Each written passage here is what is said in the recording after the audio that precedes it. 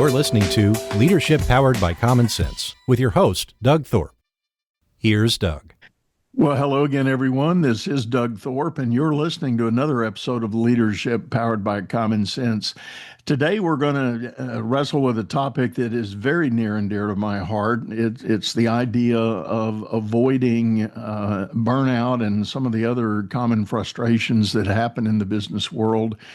And this is true whether you're a leader in a Fortune 500 company or a good and growing small business privately held. Leaders at the top struggle many different things, and my guest today is going to share his story of something he did in the process of building a seven-figure business. His name is Joe Garner, and we're going to say hello. Joe, welcome to the show. Hey, Doug, thanks for having me on today. I'm excited to kind of delve into this topic.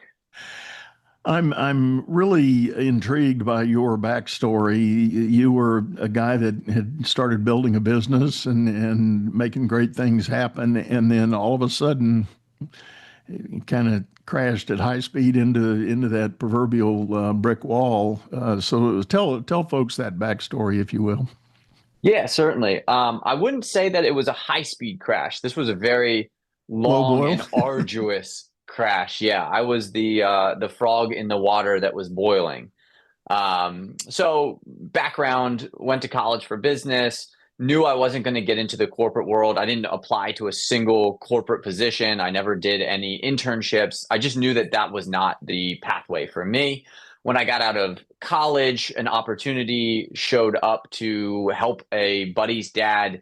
He was getting a business started. Originally, it was going to be a 6-month thing, kind of help him get going. And then, me and his son would kind of move on. We were getting into the business and we realized there's a lot of potential here. We actually enjoyed what we were doing. And what we started was, it was equipment rental and event rentals. So we were doing kind of smaller homeowner equipment. And then we did pretty large scale events, weddings, corporate events, and large backyard parties, things of that nature. I really enjoyed it. Loved making the connections, loved leading people, loved being the one that was getting to make the decisions for the company and then seeing how those decisions played out. So about 5 years in, we had grown to 7 figures. By the 7th year, we had crossed into multiple 7 figures and just continued to grow and grow and grow all through my 20s.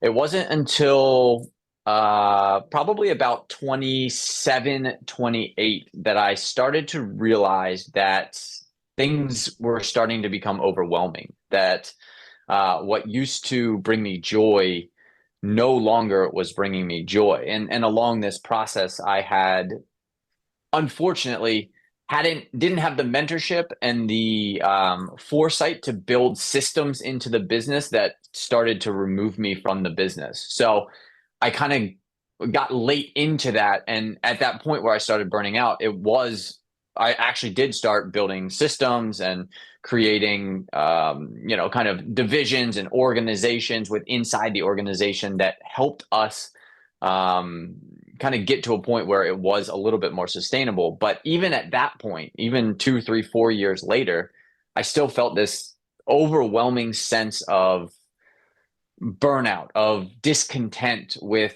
everything that I had been building, everything that I was doing. Even, maybe 2 or 3 years later after the process, I realized it, but I was clinically depressed for probably 2 to 3 years of running and owning the business, and just noticing the difference when I would show up in that kind of depressed, overwhelmed state and how that affected everybody else in the business. And then, 2, 3 days later, you'd come back, you'd have some excitement, something went well, you were just joyful to be there again, and how that changed. And that experience of understanding the shift that happens when a leader is showing up burnout and frustrated versus showing up excited and ready to, create change within the organization. Those two differences were stuck out to me so sorely. So continuing down that road, I was making little changes, but I wasn't changing anything inside of me. I wasn't changing how I was showing up, how I was dealing with the stress and the overwhelm. And eventually it got to a point where physical injury was the only way that I was going to slow down enough to do the healing that I needed. And that's what happened. I had a back injury. I burst a disc between my L4, L5, was basically bedridden for almost 3 months. It happened right in the middle of summer, so I missed all of the summer. It wasn't until probably September that I kind of came back to work. And in that time, it gave me a lot of opportunity to think about, what am I doing? Like, why am I doing all of this stuff? Why am I putting myself through this frustration and pain and anxiety to what? To have more money, to build a new house, to get a new car, to have all the money that I ever wanted. And that was a huge turning point for me, was disassociating my success with how much money necessarily that I was making. So the back injury comes into it. I find yoga. My doctor basically tells me, you have two choices. You can either swim in a pool or you can take on yoga. And I tried swimming. I hated it. I felt like I was drowning every single moment. So I found yoga. Through yoga, I found meditation. Through meditation, I found deeper esoteric knowledge in what humans are and how they've evolved over the years. And now where I'm at this point is helping people understand who they truly are inside, what they are capable of, and letting go of these limiting beliefs of who they've been told that they are over the last 20, 30, 40, 50 years. Yeah. Yeah, amazing story in this whole idea of really getting connected with your own sense of being and purpose. There's a famous quote by Mark Twain: two important days in a person's life, the day you were born and the day you figure out why.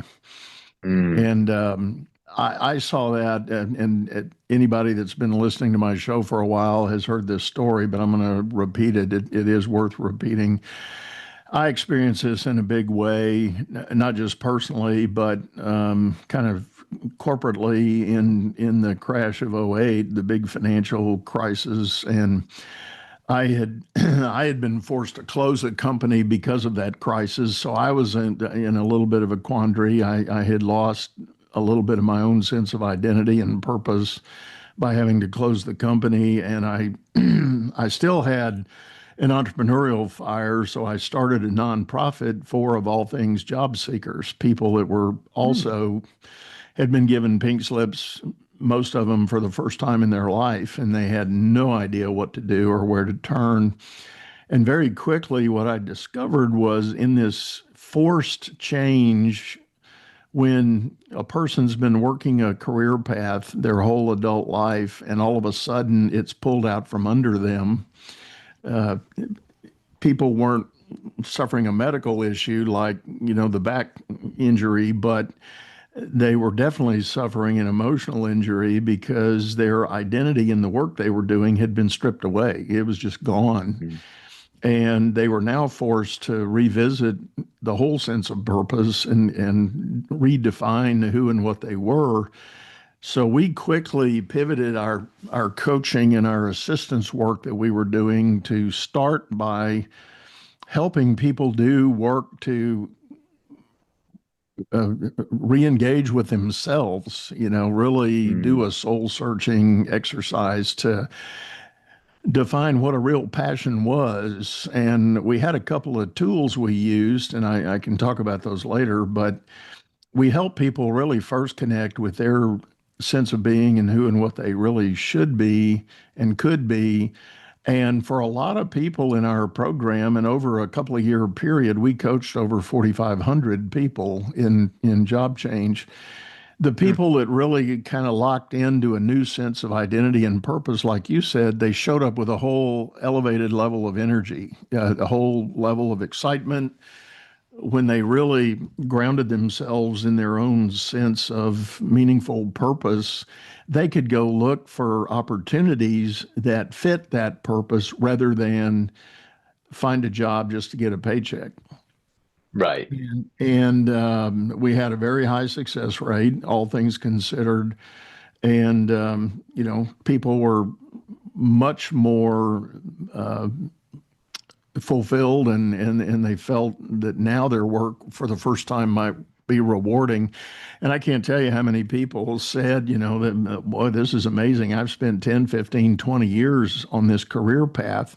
And it sucked. I hated it. The truth be told, I didn't enjoy it at all, but opportunities kept coming my way. And so I took the new paycheck and it was fine. And then all of a sudden the industry collapsed and they were, without a job. So let's talk a little bit about your experience and some of the work you're doing now. You're talking about helping people, find that grounding and sense of purpose. What do you typically do with folks when you meet them and get started on that path for them? Yeah, yeah. So kind of going back to what you said, I really liked how you said it, that 2008 was an opportunity to kind of reset and really understand what was purposeful, what was meaningful in people's lives. And I think this is what happens throughout everybody's experience in life is they have these opportunities, and you can view them as tragedies or opportunities to strip away this story that you've told about yourself throughout your entire life, right? We have all these stories starting from when we're 0 to 7, when we're in the theta brainwave state, and we're basically taking on the beliefs of everybody around us. That's what the theta brainwave state does. You are basically hypnotized by everything around you, and you take those beliefs and bring them into your core. And then as you go through life, the goal of the growth in life is not about putting more information into your mind. It's about taking all of these stories that you've come up with about who you are and what you do and why you do it, and removing those and slowly removing them until you get down to this core of who you truly are. So that's a lot of the process that I do. It starts with mindfulness. I've got 4 core pillars: mindset, mindfulness, intuition, and then purpose. It really does start with mindfulness. So the human being, especially in today's world, has basically created a feedback loop inside of their mind. When they have a thought, their body has a physiological response. So when you have a thought about pain or suffering, your body has the exact same physiological response that it would if you put your hand on fire, or there was a tiger in front of you. It has the exact same physiological response. So people have been entrained, they've been entrenched to, when they have a thought, their body responds. And what mindfulness meditation disassociates your thoughts from the physiological response. So what you're teaching your body to do is to notice that you're having a thought, because again, you're gonna have anywhere from 40 to 60,000 thoughts every single day. You're going to have the thoughts, but do you need to associate your physical response, your biological response to those thoughts? And the answer is a resounding no. You do not have to become your thoughts. And that's kind of the first part of disassociating the story of who you are with the thoughts that you've been continually having. Then we kind of move into mindset. So it's becoming aware of the stories and the let's call them patterns that you're living in your life that you're just unaware of. 95% of your experience is unconscious, and in order to understand that 95% of the unconscious experience that you're having, you have to separate yourself from those thoughts. You have to have a good mirror, a good mentor, a good coach, somebody who's going to reflect back to you these subconscious beliefs that what happens is your reticular activating system basically edits them out of your awareness. So you're only aware of that 5%, and this 95% of who you are or who you're being is just out of your awareness. Then we dive into intuition. Intuition is just being able to communicate with that subconscious, with the subconscious nervous system, being able to determine what your subconscious mind, and again, we can kind of go into what the subconscious is. It's really just an awareness of everyone and everything around you. We are fundamentally connected to each other on a much deeper basis than just physicality, just our five senses. There's an intuition, a sixth sense that we are capable of achieving. Again, if we can turn that reticular activating system off and allow these six senses to become part of our conscious experience. And then finally, purpose. And that's one that I think you and I very much agree on, is that without this overwhelming sense of purpose, it's like jet fuel. If you're just going to work for a paycheck, you're putting gasoline into your plane or into your sports car, regular unleaded gasoline. If you want to truly grow, if you want to live life from a experience of total growth, then you've got to put jet fuel into your system. And what purpose is that jet fuel. You're going to get excited every single morning to wake up, to have the opportunity to work on whatever that project is that you're working, or be the parental figure for your kids. Like, you're excited to be that because your purpose is to raise the best children that you have, right? It's easy to show up as the best version of yourself when you have this true purpose in your life. Yeah. You packed a number of things in there, and I want to do a little bit of unpacking here. Number one, what comes to mind, your mention of those thousands and thousands of thoughts that we let percolate in our brain every day. There's also a Mark Twain quote that goes with that. And he said, in his later life, he said, "I've discovered that most of my life has been a series of horrible tragedies and disasters, most of which never happened." And right. The point being, you see a situation emerging, and your brain spins up, and all of a sudden you're thinking about all these what if things. Oh my gosh, what if that happens, and what if that happens, and what if I lose this and do that, and I'm sure there's a psychology there about some personalities do that worse than others, but I think as a human beings, we're all guilty of it in some form. Part of which I've learned in my own effort to study a little bit about brain science and the dynamic organ that the brain can be for us, pro or con. Part of the protection is, some of that spin up that happens has to do with survival.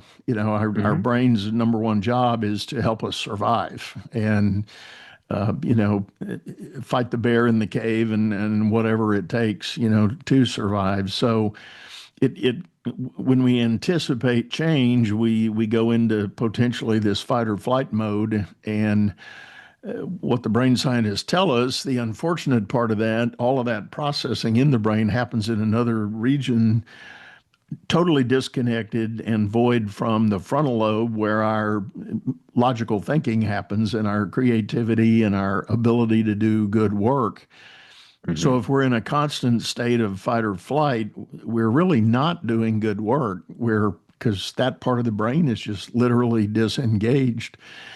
So I think as leaders, it's important to realize when you feel that pressure starting to mount, you've got to do something to break that chain, and don't let it spiral out of control and to the dark side, where I bring in your other point about trying to dissociate the thought in the mind with the physiological response in the body, because that physiological response is also part of the fight or flight mechanism. The adrenaline starts pumping, all the things, all battle stations are on DEFCON 5, and you're ready to go to war, and that's just not productive for the long run. No, it doesn't help you at all in your leadership role, in your in your guidance role within the organization when you're in that fight or flight state. And what also happens is essentially when you get into that fight or flight state, your brain monopolizes the processing power of your brain to focus only on a very tiny subset of everything else that's going on. You're only focused on how do I get out of this situation alive, basically. And Exactly. instead of being able to tune into the infinite wisdom, or that 95% of you, your subconscious mind, instead of being able to use that information to make better decisions, to understand what's actually happening, is this even a fight or flight situation, or have I just kind of spun this up in my mind? You can't use any of that 95%. And again, that 95%, the subconscious mind, from my perspective, and this is where we are with a lot of the science, like the cutting edge science, organizations like the Heart Math Institute, or the Institute of Noetic Sciences. These organizations have been showing that the subconscious mind is connecting to an infinite realm of intelligence, things that are beyond our what we think is possible for humans. We're actually connecting to these things through our subconscious mind. And in that state, when you're able to access this intelligence, your intuition, your subconscious, you gain clarity beyond anything you could have ever imagined, beyond reading all the textbooks, beyond going to school for 40 years. Like, you gain this infinite amount of intelligence that you're able to use to move you towards these goals. Well, let's also, I'm going to turn another page here. Also, in what you were talking about is the kind of the need to perhaps unlearn some of the programming that was input, whether it was in the early years, maybe, first through 12th grade, or even beyond a little bit with the, the path. And I go back to the jobs situation of '08. So many people that came to us, and when they started really thinking about the journey they had been on, many times stories were, well, that's what my dad wanted me to do. My dad was an engineer, so he wanted me to be an engineer, or my dad was a lawyer, he wanted me to be a lawyer. And it was this programming that totally alienated the natural bent that had emerged in this individual. And so a lot of times we were breaking down those walls and helping them unlearn some of the things. And, in some cases, it's very emotional experience, because you basically had to stand up to that father, mother, family tradition idea and say, that's not me. I'm not that person. I need to be somebody else. Mm-hmm. Yeah, kind of gets into the idea of the ego death, of allowing that version of yourself to die, so that a new version of yourself can be, born, can come through. And it's not an easy process. The death and rebirth process is not easy at any level of biology, but it's a very important process for growth. If you kept all the cells in your body from when you were born until you died, you would only live maybe 2 years. Your cells in your body are dying and being reborn over and over and over again. But it gives this illusion of continuity, because, only a small portion of them die and are reborn as you experience life. And this is the same thing with your personality, with your, personal reality, is that there's these little bits of you that served you at different times in your life. But if you don't let those versions die and new versions come in, well, then you're just going to get stuck. And that's where I was stuck in my late 20s of being this business person that was creating all of this opportunity for others in the world, while completely negating the fact that I wasn't teaching them how to be, good leaders, good people. I was just teaching them how to have a job, basically. And that that pull of, this old version of me and then this new version that was coming through. I mean, that was such a painful process to dissolve a business partnership, to tell the guys that I've been in leading and in charge of for the last 8 or 10 years that, hey, I'm moving on. Like I've got other things to do. That really hurt, and it took probably a year to fully get comfortable with this idea of that version of myself not being a part of who I am, and this new version of myself kind of starting to show up. And as you go through that process, it gets easier and easier, but it doesn't get easy. It just you're just familiar with that process of, and it sounds like you've done it a number of times with different businesses, different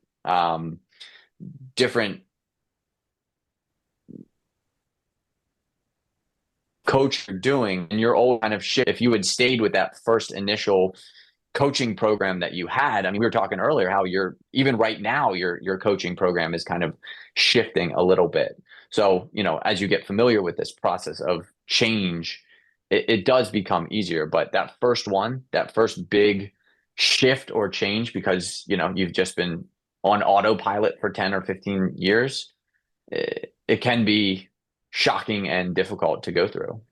Yeah, you're right, and I tell the story in my early career. I was commissioned in the Army right out of college. I went on active duty for several years and then decided to leave that and go into the business world. And I joined a large regional bank, but I was hired for leadership and management, and that was my vision of what I thought I needed to be. I studied management in school. I was reading all the books about leadership and leadership development. I was just a voracious learner in that area. It was exciting to me to think about that. And, the bank team that hired me saw that, and they put me in a management program. And sure enough, in no time, I was appointed head of a unit for the bank. And thus ensued a 15-year career of progressive leadership growth.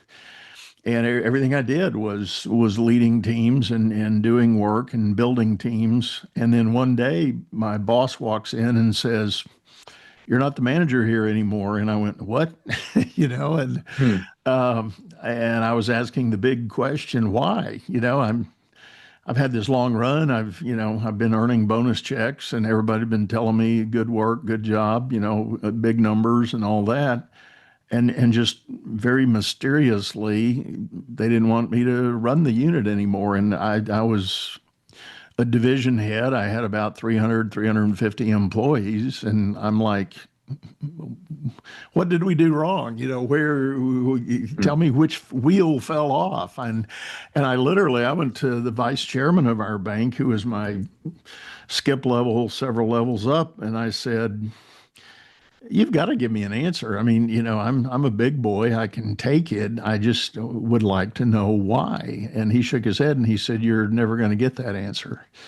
And I was devastated, but that was on a Friday, and I went home and kind of simmered on it all weekend.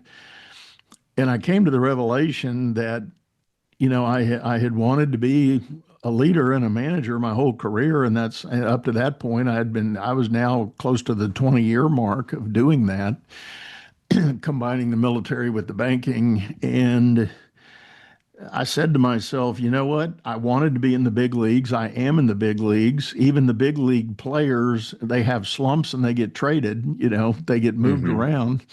And maybe they have a rebirth with a new team, a new organization. I said, so maybe that's what I'm facing. And in the moment there, the company was not telling me to leave, and they weren't firing me, but they just said, "We just don't want you to as the manager of this division anymore. I said, "What am I supposed to do?" And they said, "Well, you're going to have to figure something else out. And, you can look around." And what ultimately ended up happening, to make the long story short, is the very division I had been managing for several years. I had been campaigning to get a dedicated sales team in my division. I was getting ancillary sales support from other parts of the company, but I felt like we could really grow the business if I had my own dedicated sales team. And they said, "Why don't you do that sales thing you've been wanting to do?" And I said, "I'm not Mm. a salesman, you know. That's what are you talking about? I've told you I want to hire a salesman. I don't want to be the salesman." And they said, "Well, we're just saying that's one choice. You know the business. Why don't you try that?" And I thought about it a little bit more, and I said, "Okay, deal." And Hmm. so for the next 3 years, I was the senior sales lead for this same division, and I had to. Some say, "How in the world did you swallow your pride? You used to lead that whole thing, and now you're just one of the guys on the team." And I said, "It was a choice. It was a matter of kind of re-engaging my brain." And truth be told, those last 3 years, I made more money at the bank as a sales guy than I ever did as a manager because Right. I had all kind of sales incentives in the program and uh, knew the business. So I was able to go out and, really get some things done. And sure enough, so yeah, the bottom line, the whole point of that story is you got to be willing to do that, death and rebirth. And, it's an ego death, definitely, because I always saw myself as a manager leader in that company. And now all of a sudden they told me I wasn't.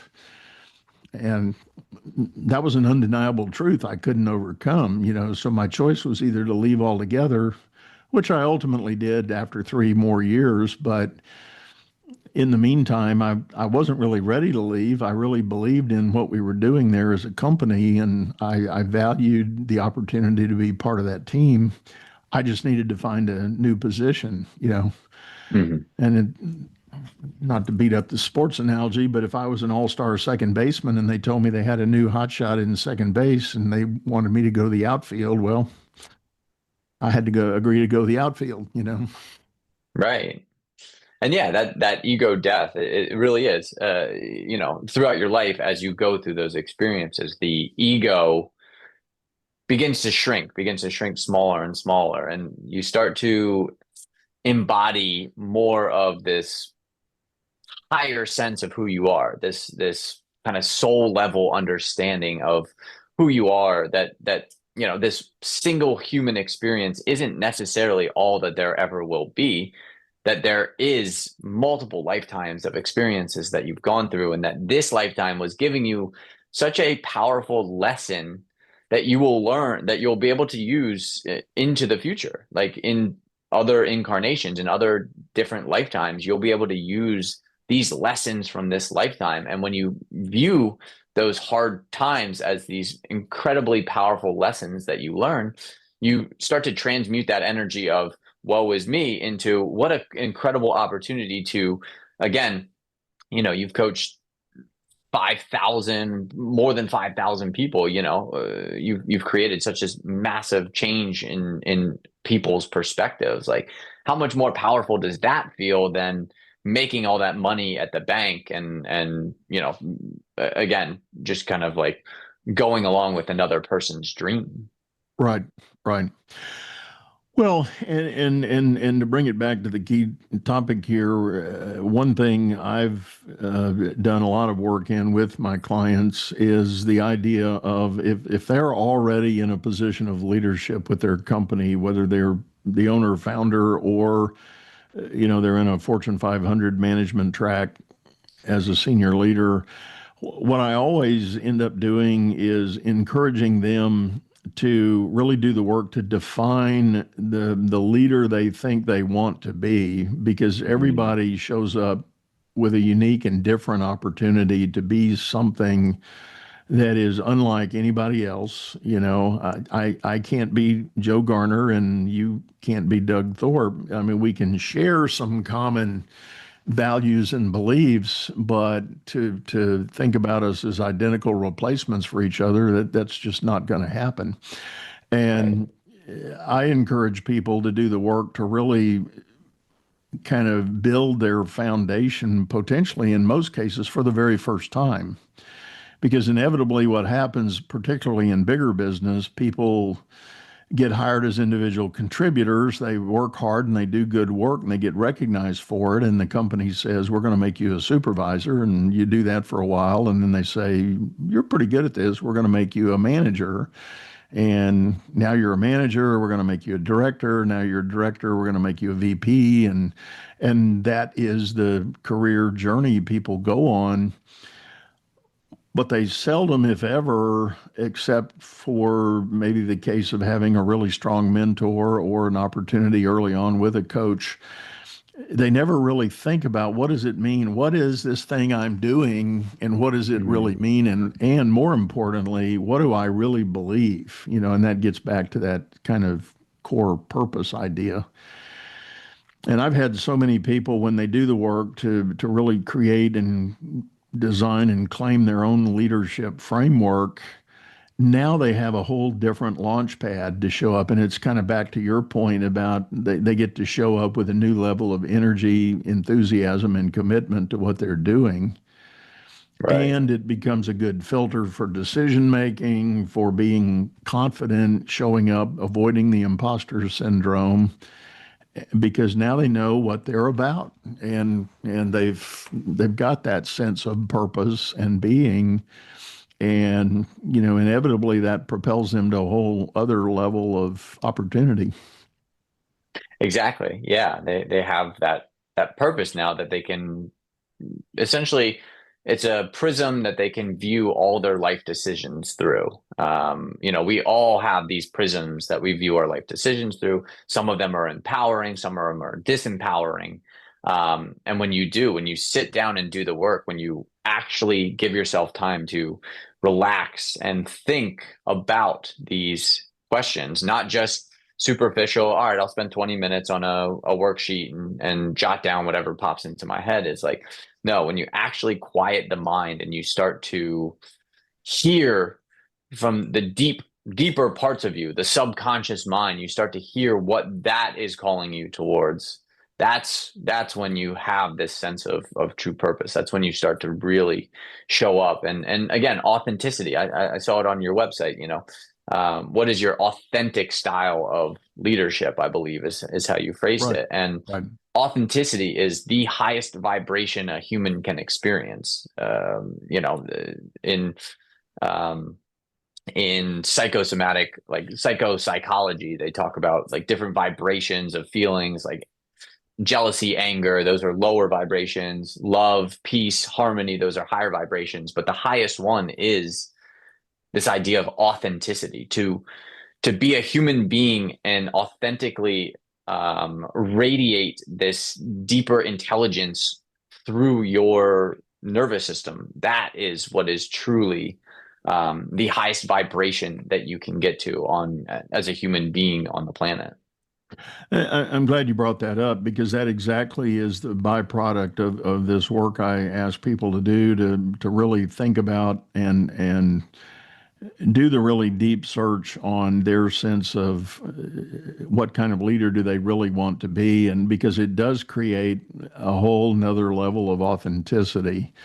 And every human being I've ever met has a pretty good, pardon the phrase, I call it the BS meter. When they hear a guy talking, they quickly discern whether the person is being authentic or not. Mm-hmm. And when leaders show up not being authentic, they're trying to give the rah-rah speech about a corporate directive, but they don't believe it. They're not bought in. Everybody's BS meter goes off, and they go, I don't need to listen to this guy. He doesn't even believe it himself, and that's a huge challenge in the bigger companies, and leaders need to be able to be in constant touch with their real sense of purpose and self. And when I do the work with somebody to define this leadership framework, then the next step we do, I actually have them draw a Venn diagram, 3 circles of that definition for themselves. But then also I ask them, can you define what the company is expecting you to be as a leader? And third, what the people around you are expecting you to be as a leader. And see how those 3 circles align. And seldom, if ever, do we get a nice tight stack of pancakes. It's Right. there's always outlying elements. And the ultimate question is, and I've had people do that exercise and they say, now I know why I feel so much tension and friction at work because I'm so far out of alignment with what I believe and what they're asking me to do. Both sides, above and below, what they're being asked to do. And, on a big scale from 1 to 100, one of the extremes is I got to find a new job. This is not a fit for me. It's Right. not what I need to be doing. Yeah, and the longer that you stay in there, the more tension you're going to feel until something breaks, whether that's physical, mental, emotional. Something is going to eventually pull you to where you can no longer be showing up in that position as that role that you don't believe that you are. And it's far better to get out, find a new opportunity before you get to that point. Because if you do get to that breaking point, you get to the breaking point, it's an experience, you live through it. Hopefully you land on your feet 6 months, a year later. But it's a difficult place to be, and to right the ship from being turned over is far more difficult than to change course. Well, Joe, this has been great. I think we're about up on time for today. Tell people the best way to get a hold of you. Yeah. The best way to get a hold of me, my website is joegarner.net, and you can find me on LinkedIn as well. I sent over the link, so just those are the best places to find me. And again, if you're interested, I've got it's basically a 4-week crash course coaching style program where we really just dive into how your mind works, how to gain control of the mind, and then how to use that to start to peel away these layers of who you think that you are, and start to really understand that you are so much more than what you've been taught, what you've been told who you are. Love it. Love it. Well, as always, folks, we will have those links in the show notes, and you can certainly reach out to Joe for that. But one last time, Joe, thank you very much. Really appreciate your insight. Yeah, this was a great conversation, Doug. I thank you for having me on today. You bet. Well, folks, I do want to remind you we have a video version of this show over on YouTube, channel by the same name. Hop over there, check out the archives, and give us your comments. Would love to hear from you. If you've got an idea for a topic or a guest suggestion, please let me know that. Or if you might want to be my next guest, let me know that too. You can reach me on my website at dougthorpe.com, and I too am all over LinkedIn and most of the social media channels. So feel free to reach out. And for now, I think we're about done. We're going to wrap up, say goodbye. Go out there and make it a great day. You've been listening to Leadership Powered by Common Sense, hosted by Doug Thorpe. If you would like to know more about the coaching and advisory services he provides, visit dougthorpe.com.